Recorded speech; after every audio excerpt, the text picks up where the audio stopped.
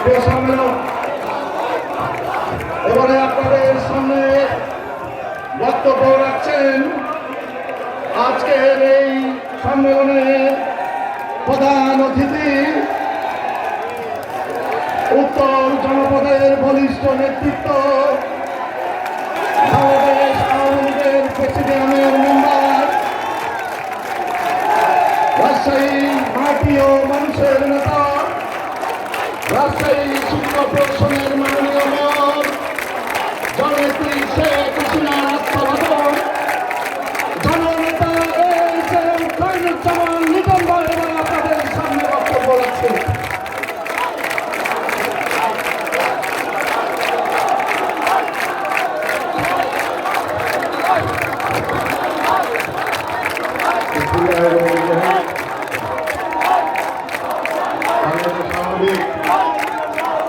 রাজশাহী মহানগর শাখার অন্তর্গত 3টি থানা, বোয়ালিয়া পূর্ব, বোয়ালিয়া পশ্চিম এবং রাজপাড়া থানার ত্রিবার্ষিক সম্মেলন অধিবেশনের প্রথম অধিবেশনের সভাপতি জনাব মোহাম্মদ আতিকুর রহমান কালু, সভাপতি বোয়ালিয়া পূর্ব থানা আওয়ামী লীগ, বক্তব্য রেখে গেলেন এইমাত্র বাংলাদেশ আওয়ামী লীগের তুখোড় সাংগঠনিক সম্পাদক, সাবেক ছাত্রনেতা, বর্তমানে বাংলাদেশ আওয়ামী লীগের সাংগঠনিক সম্পাদক হিসাবে পুরো রাজশাহী বিভাগের দায়িত্ব যিনি সংগঠন করে বেড়াচ্ছেন জনাব এস.এম. কামাল বক্তব্য রেখে গেছেন। জনাব নুরুল ইসলাম ফান্ডু, সদস্য কেন্দ্রীয় কমিটি, বক্তব্য রেখেছেন আজিবা আঞ্জুম মিতা, সংরক্ষিত আসনের এমপি, বক্তব্য রেখেছেন জনাব আব্দুল মজিদ দ্বারা, সাধারণ সম্পাদক রাজশাহী জেলা আওয়ামী লীগ, জনাব মোহাম্মদ আলী কামাল, সভাপতি রাজশাহী মহানগর আওয়ামী লীগ, শ্রী অনিল কুমার সরকার, সভাপতি রাজশাহী জেলা আওয়ামী লীগ এবং রাজশাহী মহানগর আওয়ামী লীগের সাংগঠনিক সম্পাদক মীর ইশতিয়াক আহমেদ লেমন, বাংলাদেশ আওয়ামী লীগের বন ও পরিবেশ বিষয়ক দপ্তর উপকমিটির সদস্য ডাক্তার আলিকা ফরিদুজ্জামান অন্ডা সহ অন্যান্য নেতৃবৃন্দ এবং আমার সবচেয়ে উপবিষ্ট দণ্ডায়মান রাজশাহী 3টি থানার বিভিন্ন ওয়ার্ড থেকে আগত আমাদের নেতা কর্মী ভাই বোনেরা, আসসালামু আলাইকুম। সময় একেবারেই কম, মাগরিবের নামাজ সামনে, আর আমি আপনাদের কাছে নতুন কেউ না, আমার বক্তব্য আপনারা হাজারবার শুনেছেন। প্রিয় ভাইরা আমার, বোনেরা আমার, আজকে আমরা যখন রাজশাহী মহানগর আওয়ামী লীগের থানা পর্যায়ে সম্মেলন করছি, ঠিক তখন আমরা দেখছি যাদেরকে আমরা কখনোই স্বাধীনতার পক্ষের শক্তি মনে করি না, যারা তাদের ক্ষমতায় যখনই এসেছে তখনই বাংলাদেশের মানুষের কপালে দুঃখ নেমে এসেছে, সেই বিএনপি এবং তার সঙ্গে যারা থাকেন মৌলবাদীদের একটা চক্র আবারও সক্রিয় হয়েছে। আমরা লক্ষ্য করছি গত পরশুদিন রাজশাহী যে বিএনপি নেতা রুহুল কুদ্দুস তালুকদার গুরু, তিনি এসে এখানে বক্তব্য রেখে গেছেন। আমরা লক্ষ্য করছি মির্জা ফখরুল সাহেব, তিনি এক এক সময় এক এক কথা বলছেন। কখনো বলছেন অবিলম্বে সরকারকে পদত্যাগ করতে হবে, আবার কখনো বলছেন নির্বাচনকালীন সরকার দিতে হবে, এই সরকারের অধীনে কোনো নির্বাচন হবে না, আবার কখনো বলছেন নির্বাচন কমিশনকে আমরা মানি না।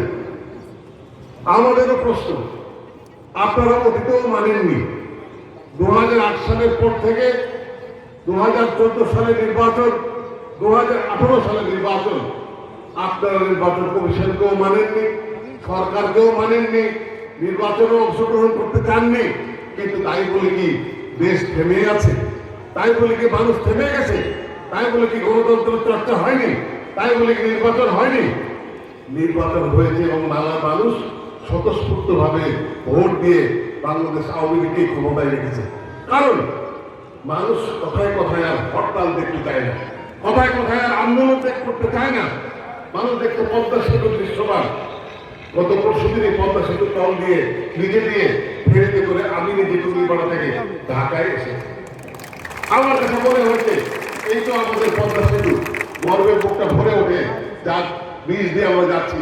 আমাদের দেশের পয়সায় করা, আমাদের নেত্রী শেখ হাসিনার নির্দেশে করা পদ্মা সেতু, যার তলা দিয়ে আজকে আমি যাচ্ছি। 2 দিন পরে, আজ থেকে 6 মাস পরে, 8 মাস পরে তার ওপর দিয়ে ট্রেনে যাব বা গাড়িতে যাব আমরা বাংলাদেশের সবাই। যারা পদ্মা সেতু করতে নানা দিয়েছিলেন, ষড়যন্ত্র করেছিলেন, বিশ্ব ব্যাংকের সঙ্গে ঋণের টাকা না দিয়েও বিশ্ব ব্যাংককে প্রভাবিত করে বলেছিলেন এখানে দুর্নীতি হয়েছে। তার মধ্যে বিএনপি ছিল, আমরা জানি, আমাদের লবিস্ট ছিল, আমরা জানি। তারা বলেছিল পদ্মা সেতু করতে হলে এই প্রতিটি পিলারের নিচে মানুষের মাথা কেটে মাথা দিতে হবে, এই সমস্ত বানোয়ার কথা বলে তারা অগ্রগতি রুখে দিতে দিয়েছিল। কিন্তু পদ্মা সেতু কি থেমে গেছে? দৃশ্যমান হয়ে গেছে। আমার একটি প্রশ্ন, আজকে প্রশ্ন রেখে দিতে চাই, যেহেতু তারা চাননি পদ্মা সেতু হোক, সেহেতু বৃষ্টি হবার পরে, সেতুটি উদ্বোধন করার পরে বিএনপি যে আমাদের কেউ যেন ব্রিজ দিয়ে না যান, দয়া করে আপনারা নিচে দিয়ে স্পিড বোটে করে বা লঞ্চে করে পার হয়ে, কারণ ওই সেতু তো আপনারা ওন করেনি, ধারণ করেননি। আপনারা কর্ণফুলী টানেলও মানেন না। আপনারা পায়রা সমুদ্র বন্দর চালু হয়ে গেছে, বিদ্যুৎ কেন্দ্র সহ মাতরবাড়ি বিদ্যুৎ কেন্দ্র তৈরি হচ্ছে, রামপালে বিদ্যুৎ কেন্দ্র তৈরি হচ্ছে, সারা বাংলাদেশের 4 লেন 6 লেন রাস্তায় ভরে গেছে। আজকে যদি আমরা বলতে পারি বাংলাদেশের এই উন্নয়ন ভারত এবং পাকিস্তানের চেয়েও, আমাদের জিডিপি দেশজ উৎপাদন যে গড়, সেই গড় ভারতকে এবং পাকিস্তানকে ছাড়িয়ে আমরা অনেক উপরে চলে গেছি।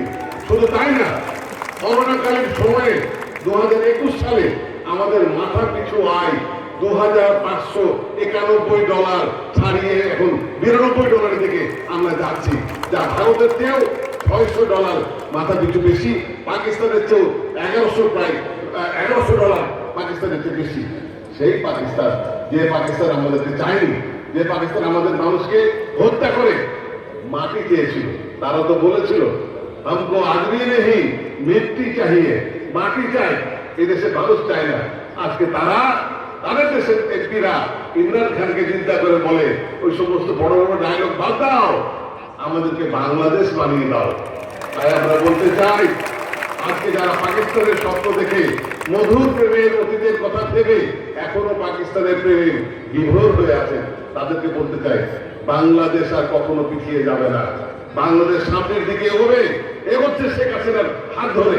আজকে বঙ্গবন্ধুর জন্মশতবার্ষিকী এবং বাংলাদেশের স্বাধীনতা 51 বছর পার হয়ে 52 বছরে পড়ছে। সেই সময় আমাদের গর্বে বুকটা ভরে উঠছে, কারণ মাত্র কিছুদিন আগেও চালের দাম নিয়ে কথা হয়েছিল, তেলের দাম নিয়ে কথা হচ্ছিল, বিশ্ববাজারে মন্দা হয়েছে। ইউক্রেন রাশিয়ার লড়াইয়ে অনেকটা ক্ষতিগ্রস্ত নানা দেশ হয়েছে। শ্রীলঙ্কার আজকের খবর পড়লাম পত্রিকায়, 1 কেজি চালের দাম শ্রীলঙ্কার টাকায় 500 রুপি, শ্রীলঙ্কা 500 রুপি।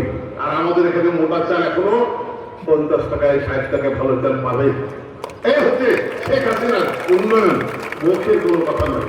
সেই কারণে বিএনপি ফখরুল ইসলাম, আপনি যতই আন্দোলনের ডাক দেন, আপনার ডাকে আর আপনার ওই তারেক জিয়া, যিনি বিএনপির কো চেয়ারপারসন লন্ডনে বসে আছে, তিনি আদেশ দিবেন বাংলার মানুষ ঝাঁপিয়ে পড়বে রাজপথে।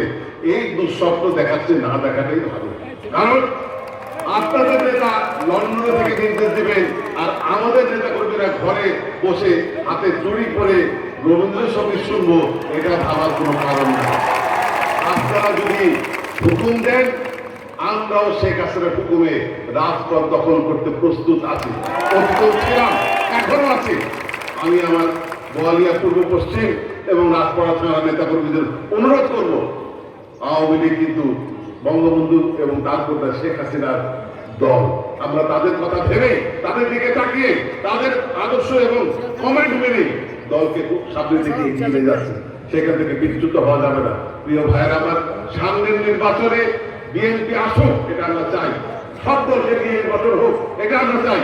কারণ আমরা জানি জনগণ এত পাগল হয়নি উন্নয়ন পেয়ে, পকেটে দুটো বাড়তি পয়সা পেয়ে আওয়ামী লীগকে বাদ দিয়ে অন্যদিকে ভোট দেবে। এটা হবে না বাংলাদেশে ইনশাল্লাহ। নৌকা আবার জিতবে, নৌকা আবার জিতবে ইনশাল্লাহ। আমি আমার বক্তব্য এখানে শেষ করছি। সবার শুভ এবং মঙ্গল কামনা করছি। জয় বাংলা, জয় বঙ্গবন্ধু। বাংলাদেশ আওয়ামী লীগ রাজশাহী মহানগর আজকের এই সভার সমাপ্তি শেষ করছি। জয় বাংলা, জয় বঙ্গবন্ধু। আসসালাম। কামাল হোসেন, আমার সেক্রেটারি ডাবলু সরকার এবং আওয়ামী লীগ নেতৃবৃন্দ।